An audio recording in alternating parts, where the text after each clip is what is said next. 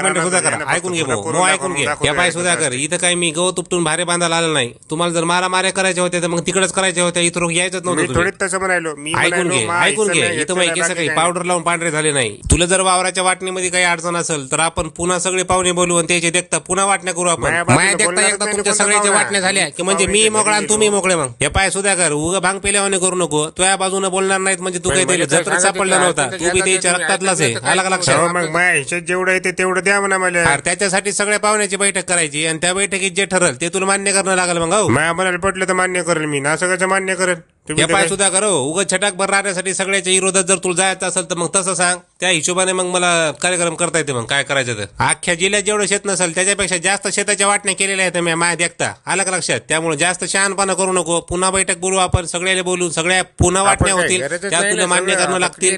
आता काही बायडन नाना नाही तर ट्रम्प तात्या म्हणतात मला. हा मला तेच म्हणायचं. काय म्हणायचं तुला? मन बरं एकदा मोकळाच हो, एकदा लयच खतखत करायला तू. सगळे पाहुण्याला आपण बोलून घेऊ आणि खालतील आवडातलं जे काही राहणे त्याची आपण वाटणी करून घेऊ सगळ्याचे देखता पुन्हा एकदा. हा मी का म्हणालो?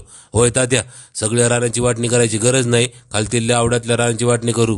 म्या मा हिच्याचं रान घेतलेलं आहे ना, आता पुन्हा काल वाटणी करायची त्याची. सगळं क्लिअर झालं, आता काल वाटणी पुन्हा. अरे दत्ता काय येडा काय सुद्धा कर माय सगळे सांगायले तर तरी तुला कळलं पुन्हा पुन्हा तेच तेच म्हणाले. तू ऐकून घे तू ऐकून घे. त्या शेताची पुन्हा एकदा आपण वाटणी करू.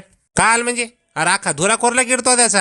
आणि काल म्हणाला मी तुम्हाला तेच तर सांगायला कोवापासून. त्यानं वाटण्या करताना नीट केल्या नव्हत्या, पुन्हा लक्ष देतो म्हणले होते, पुन्हा आलेच नाही, फिरकलेच नाही वावराकडं. मग मी वावर घेतलं वापर. पाय सुधाकर, मी या गावचा सरपंच आहे आणि गोष्ट ग्रामपंचायतीत आली म्हणल्यावर जे मी निर्णय देईल ते तुला मान्य करणं लागेल. तू असतील तिकडे मोठा शहाणा ते घरी ठेवायचं. इथं ट्रम्प तात्याचा राज्य चालतंय आणि ट्रम्प तात्या जे म्हणतील ते तुम्हाला ऐकणंच आहे. मी तेच म्हणालो, बोलाबोली करण्यात अर्थ नाही. जे ग्रामपंचायत निर्णय देईल ते आपण मान्य करू.